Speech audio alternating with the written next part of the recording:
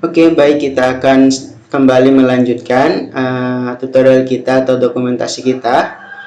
Nah, sebelum itu kita perlu melakukan beberapa hal yang cukup penting, yang mana kita akan membuat looping gitu ya. Jadi ketika teman-teman merun programnya, misalnya nih input data buku, kemudian kita masukkan ID-nya 1, kemudian judul bukunya Jingga, kemudian masukkan pengarangnya NAS, kemudian stok bukunya misalnya 23, habis itu kita enter.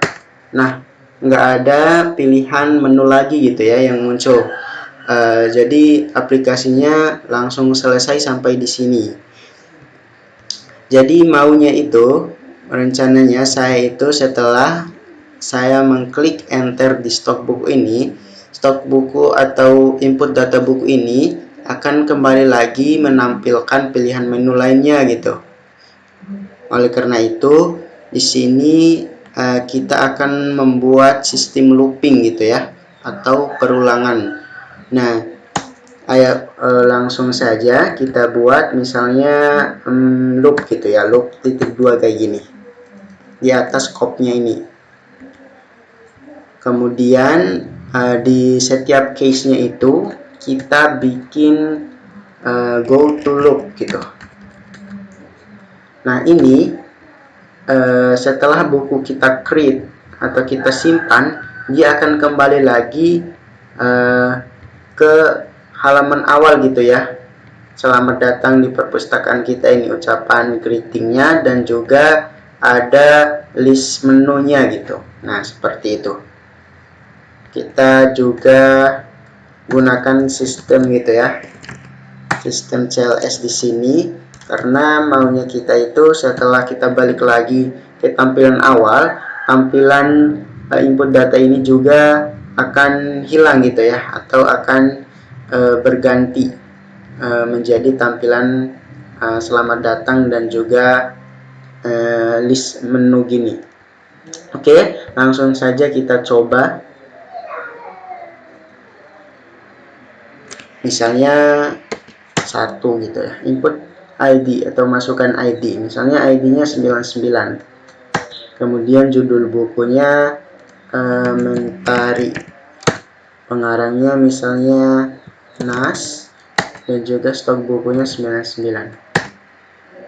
Oke, jadi udah bisa menampilkan tampilan awal ya, cuman tampilan yang sebelumnya atau input data buku ini belum hilang gitu ya, padahal kita sudah menggunakan sistem CLS gitu. Coba kita cek di case-nya tadi. Nah, kita sudah menggunakan sistem CLS di sini. Apakah kita akan memindahkan CLS di sini lebih dulu ya sebelum go to loop ini? Coba ulang, kita tutup lagi, kita jalankan. Oke, masukkan pilihan 1, ID buku 32, masukkan judul buku bulan, NAS, dan stok buku 56. Oke, udah bisa ya. Ternyata sistem CLS-nya ini atau baris program untuk menghilangkan tampilan sebelumnya harus lebih dulu dibandingkan kita melooping ya, atau kembali ke halaman awal. Jadi seperti itu teman-teman. Oke, hal kedua yang mau dan akan kita lakukan adalah coba teman-teman buka file explorer-nya dan masuk ke file project kita gitu ya. Coba buka di buku txt atau di database-nya ini. Nah, di sini ini adalah data-data yang telah kita inputkan tadi nih. Di sini itu datanya ini kayak menyatu gitu ya, tanpa ada spasi. Maksud saya itu misal nih input data pertama itu ada spasinya, misalnya gini. Nah, setiap inputan data ini harusnya ada spasi gitu ya, biar kita itu mudah gitu ya untuk nanti menghitung data juga bisa memudahkan kita dalam nge-read data ini gitu ya, secara manual seperti ini gitu. Jadi kalau nyatu seperti di atas ini kayak ada satu data aja gitu. Nah, sebaiknya kita akan menambahkan enternya gitu. Oke, close aja dan don't save. Kita coba menambahkan enter ya. Berarti yang akan kita tambahkan itu di create bukunya ini gitu ya. Create buku ini kita akan menambahkan satu baris kosong gitu ya, dengan end line seperti ini. Ayo coba kita run. Pilihan menu 1, ID 88, masukkan judul baru, pengarang baru, dan stok buku 99. Oke, coba kita lihat di data bukunya. Apakah udah bisa? Oh, ternyata belum ya. Jadi masih saja bukunya ini belum bisa ke enter gitu ya. Atau sekali lagi gitu, sekali lagi karena ini kan tadi kita enter ke bawah sekali, sedangkan di atasnya ini nggak ada jarak gitu ya, nggak ada jarak antara inputan yang lebih dulu dan inputan yang lebih dulu tadi. Coba kita buat sekali lagi atau input data sekali lagi. Apakah dia dengan ID yang 77 ya. Kemudian judul paling baru, dan juga stoknya 33. Oke, kita cek. Oh ya, udah bisa ya. Udah bisa teman-teman. Jadi seperti yang teman-teman lihat nih, di sini ada inputan yang paling baru tadi dan inputan yang sebelumnya. Ini ada jarak di sini gitu. Oke, sebaiknya kita hapus dulu file data buku.txt ini, soalnya ini sudah campur aduk ya tampilannya, dan kita bisa buat kembali gitu ya. Buat kembali, misalnya 1, masukkan ID-nya 1, kemudian rindu, kemudian masukkan pengarangnya misalnya Tion gitu ya, dan masukkan stok bukunya 66. Oke, seperti ini, dan dia tetap ada lagi. Oke, itu. Oke, seperti itu. Jadi saya juga akan merekap gitu ya apa yang telah kita tulis di codingan ini agar teman-teman juga bisa lebih memahami gitu. Oke, jadi pertama kita membuat sebuah greeting gitu ya, greeting seperti selamat datang di perpustakaan ini, dan juga ada list fiturnya gitu ya, atau list menu dengan nomor-nomor yang sudah kita tetapkan gitu ya. Nah, nomor-nomor yang ada di samping menu ini nanti akan membantu kita ya untuk memilih fitur ini gitu ya, atau menu ini. Dikarenakan di konsol belum ada belum bisa kita buat button dan juga animasi ataupun hover seperti aplikasi-aplikasi pada Android atau juga aplikasi pada website. Nah, kita hanya bisa menggunakan saat ini sistem number gitu ya. Jadi ketika kita memasukkan pilihan menu, kita masukkan angka gitu ya, masukkan angka, siinkan angka yang sesuai dengan fitur yang teman-teman inginkan atau menu yang teman-teman inginkan. Nah, kemudian kita di sini menggunakan switch case, yang mana switch case ini berguna nanti pada saat kita memasukkan angka, sistemnya itu akan memilih gitu ya. Misalnya angka 1. Nah, angka 1 ini sesuai dengan menu mana gitu. Nah, fungsinya switch case itu ya untuk memilih menu sesuai dengan apa yang kita input gitu ya.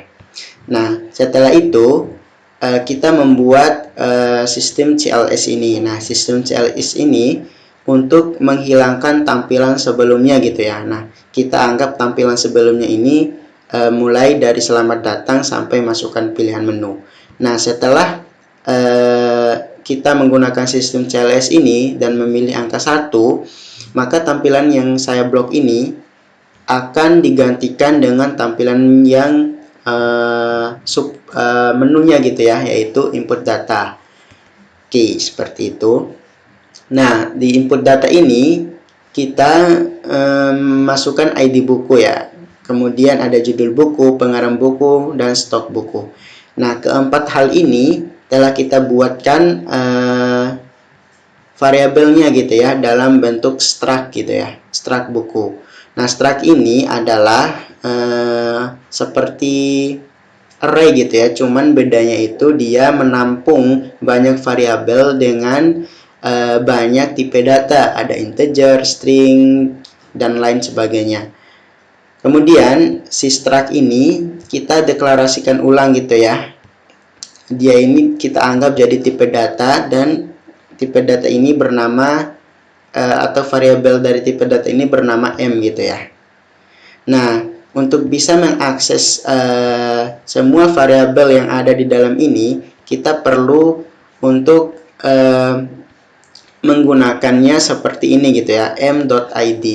Maksudnya apa? Jadi kita kan ingin memasukkan ID buku nih. Nah, si ID buku ini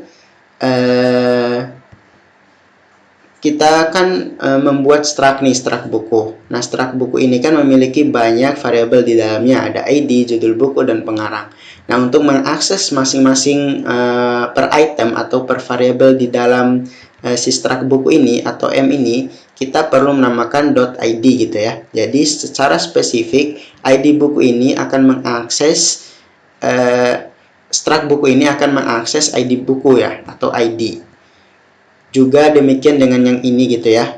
Si struct buku ini akan mengakses secara spesifik judul buku gitu ya, atau variabel judul buku, dan seterusnya. Oke, setelah kita menginputkan gitu ya ID, judul buku, kemudian pengarang dan stok buku, kita meng-create buku ya, atau membuat sebuah function gitu ya, berupa void yang nantinya berguna akan menyimpan apa yang kita input gitu ya ke dalam sebuah database gitu ya. Nah, database ini kita beri nama dengan buku.txt. Nah, buku.txt ini nanti akan muncul di dalam folder project kita gitu ya, berupa file.txt, atau yang sering teman-teman lihat itu sebagai filenya si notepad gitu. Oke, alur penyimpanan datanya itu kita kan C-in-kan gitu ya, atau menginputkan misalnya MID. Nah, MID ini setelah kita input akan menggunakan fungsi create buku. Nah, create buku ini di dalamnya membuat sebuah database yang namanya buku.txt. Kemudian MID yang kita buat tadi, MID yang kita inputkan tadi akan di-cout-kan atau printkan gitu ya, bukan lagi ke dalam tampilan seperti ini gitu ya, melainkan dia akan printkan gitu ya, atau ditampilkan atau disimpan ke dalam file yang berformat txt gitu ya, bukan lagi dalam konsol. Oke, jadi seperti itu untuk recapnya ya, semoga bisa dipahami. Oke, untuk agenda selanjutnya atau hal yang akan kita lakukan selanjutnya itu masuk ke fitur kedua gitu ya, lihat data buku. Nah, lihat data buku ini tentunya kita akan melihat data yang sudah kita input gitu ya. Nah, lihatnya ini dari database ini loh, dari database si buku.txt ini gitu. Langsung saja, jadi untuk membuat fitur lihat data buku ini, kita juga perlu untuk membuat fungsi pilihan menunya berjalan gitu ya. Jadi untuk input data buku tadi, dia akan nomor menunya itu 1 gitu ya, dan juga kita ngodingnya di key 1.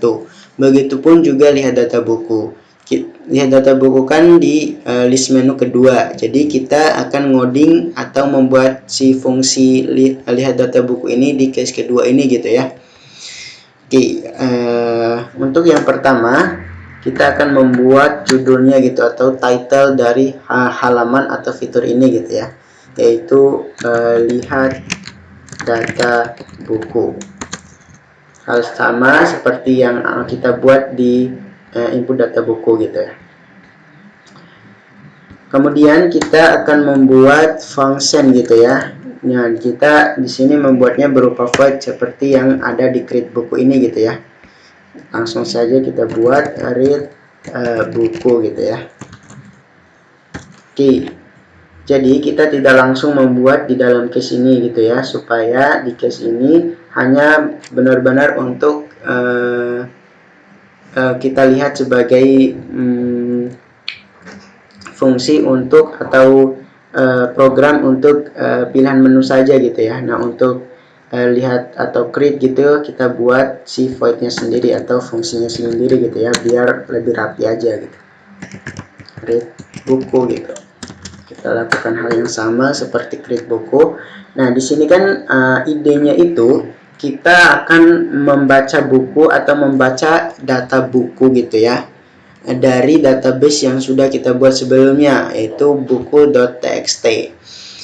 Nah, data-data yang telah kita input di buku.txt ini nanti bisa kita buka gitu ya di konsol atau di tampilan hitam seperti ini gitu. Oke, untuk itu kita akan menggunakan kembali library-nya si Mingewe gitu ya, fstream ini gitu.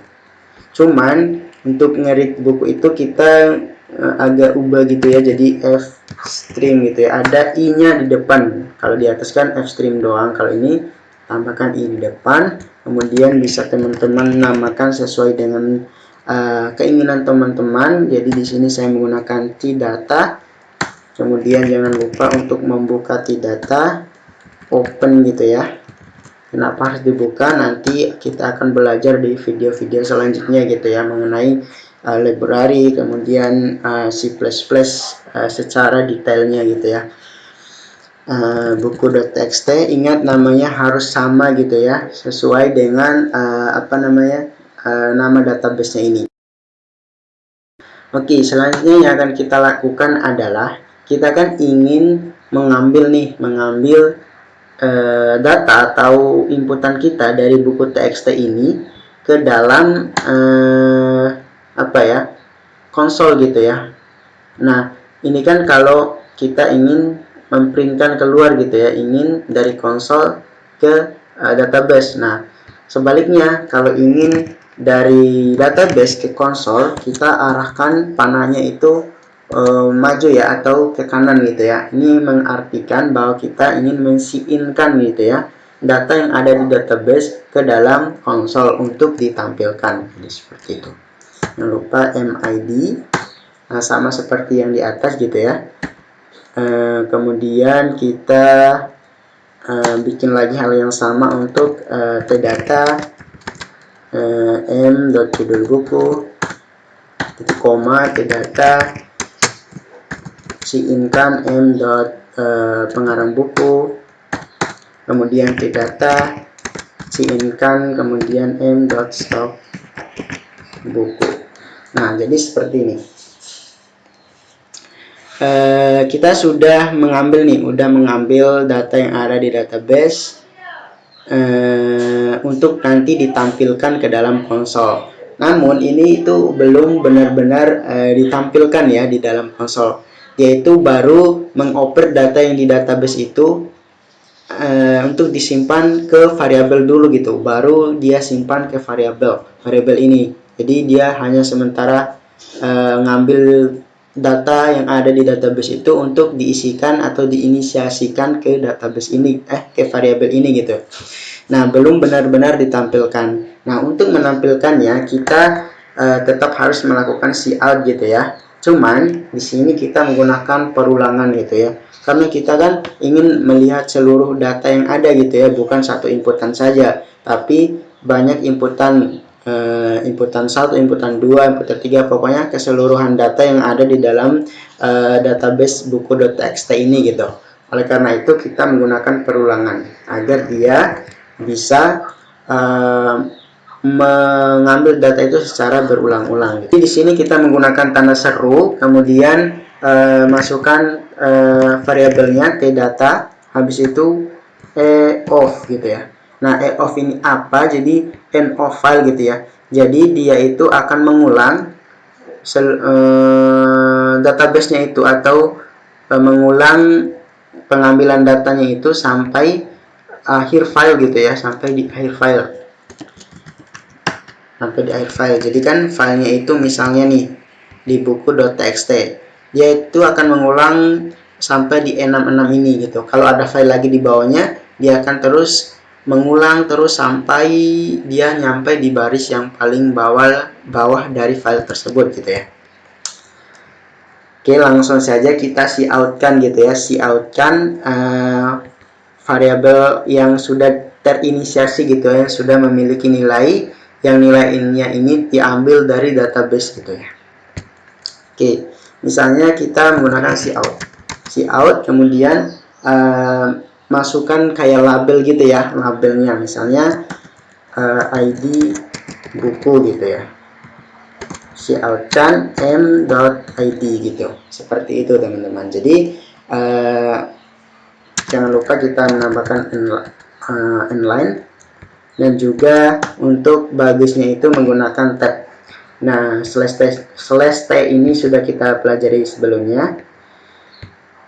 Lakukan hal yang sama untuk ketiga lainnya, yaitu judul buku gitu ya. Ingat, yang biru ini adalah label yang akan menandakan bahwa ini adalah sebuah judul buku, ini adalah sebuah ID buku gitu ya. m.judul buku and line. Oke, cout lagi, kemudian pengarang buku,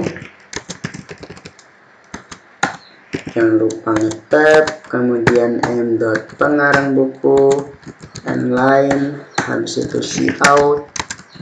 Setelah itu kita stop buku, ngetab, coutkan m.stop buku and line. Nah, jadi seperti ini ya teman-teman. Apakah ini sudah bisa berjalan? Jadi coba kita bikin lagi yang namanya pembatas gitu ya. Jadi kalau ada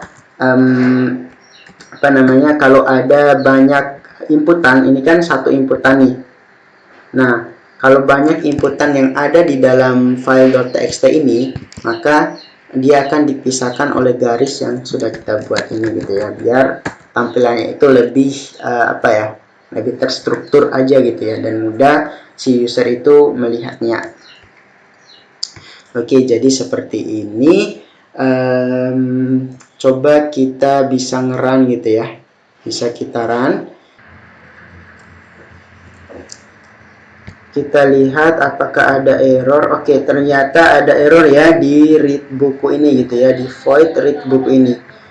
Errornya bilang kalau kita lupa menambahkan tanda kurung ya. Jangan lupa kalau void atau function itu harus ada tanda kurung sebagai parameternya. Oke, coba kita build and run lagi. Oke, masih ada error katanya. In argument to Oke, jadi sepertinya di sini kan merupakan function gitu ya, function bawaan dari library min.gw ini atau kode blocks ini gitu ya. Jadi kita harus menambahkan tanda kurung lagi. Oke, kita 2 kali merupakan tanda kurung. Coba kita build and run, apakah berhasil? Oke, jadi berhasil jalan. Kita akan langsung coba ya di fitur kedua yang sudah kita buat. Masuk tenaga 2 dan enter. Oke, jadi di sini datanya itu akan ditampilkan ngulang terus ya, padahal kita cuman hanya satu inputan tadi ya. Oke, jadi ini ternyata udah bisa ngambil data dari database ini gitu ya. Cuman ditampilkan itu secara berulang gitu ya, nggak berhenti. Nah, ini ada bug gitu ya, ada bug dari codingan kita. Mari coba kita perhatikan lebih detail lagi, lebih teliti errornya gimana. Oke, jadi untuk teman-teman, untuk men-solve sebuah error atau memperbaiki sebuah bug gitu ya, kita harus tahu dulu atau paham dulu tujuan kita ya, mengoding ini untuk apa gitu, paham dulu alurnya. Jadi untuk itu kita teliti dari atas ini dulu ya. Jadi kan kita ingin ngambil data nih, ingin ngambil atau melihat data dari database buku.txt ini gitu. Kita ngambilnya menggunakan baris seperti ini, baris kode seperti ini. Jadi data ini, yaitu buku.txt ini, kita ambil data ID-nya atau yang paling atas di atas ini, satu ini, masukkan ke variabel MID gitu ya, masukkan ke variabel yang udah kita declarekan gitu ya di struct itu. Kita masukin semua, ambil data dari database dan simpan di variabel, atau kita sebut inisiasi gitu ya, menginisiasikan si MID ini menggunakan data atau nilai dari data. Oke, di sini seharusnya udah tidak ada apa-apa. Nah, di sini sepertinya ya di while ini. Oke. Kenapa sih di sini kita menggunakan while gitu ya? Jadi kan data di database ini kan akan ada banyak nanti nih kita input berkali-kali, tentunya ada banyak inputan gitu ya. Nah, untuk itu kita menggunakan while gitu ya, agar data yang kita lihat nanti itu secara keseluruhan atau kita bisa lihat semua gitu datanya. Namun masalahnya dia akan terus berulang nih tampilan ini gitu, terus berulang dan tidak berhenti seperti yang kita jalankan tadi.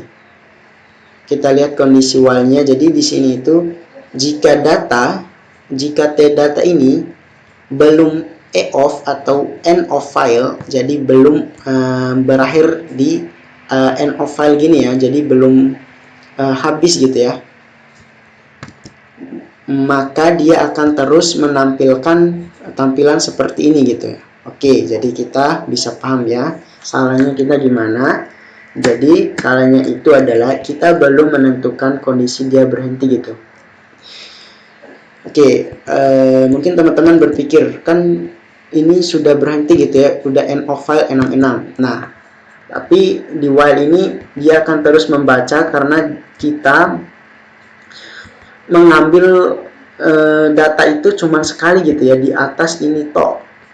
Jadi padahal kita ingin menampilkan berkali-kali, kita juga harus mengambil berkali-kali biar tidak menampilkan data yang sama dan terus mengulang data yang sama seperti tadi gitu. Oke, coba ya, seharusnya logikanya gitu.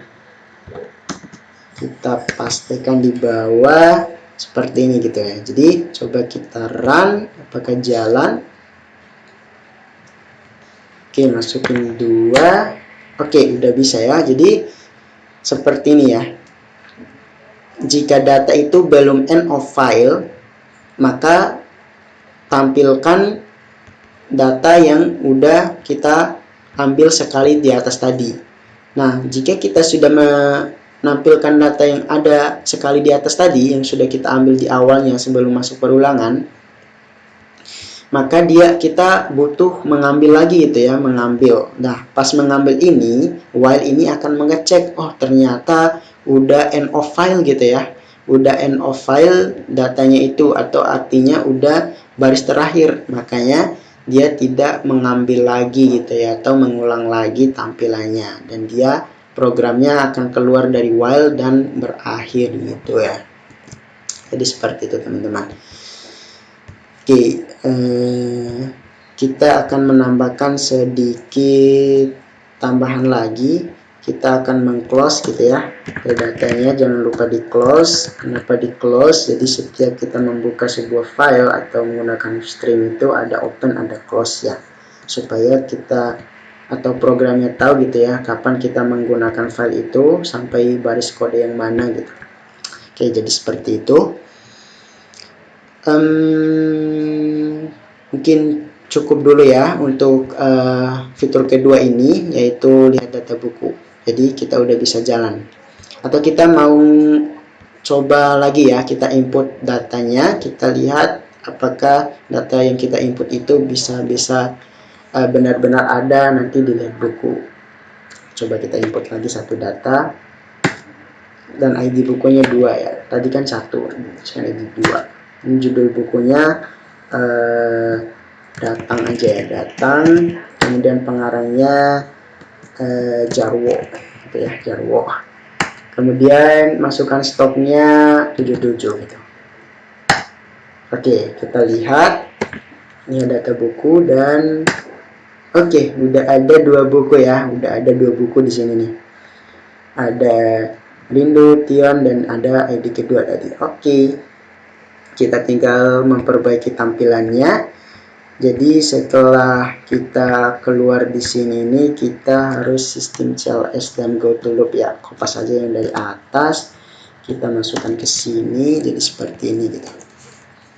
Oke, kita jalanin, tes lagi. Masukin nomor 2 dan coba teman-teman lihat, ada error nih. Nah, pas kita masukin angka 2. Oke, errornya gimana? Nanti di video berikutnya akan kita solve kan. Sekian dulu, biar nggak kepanjang, ini videonya panjang sekali.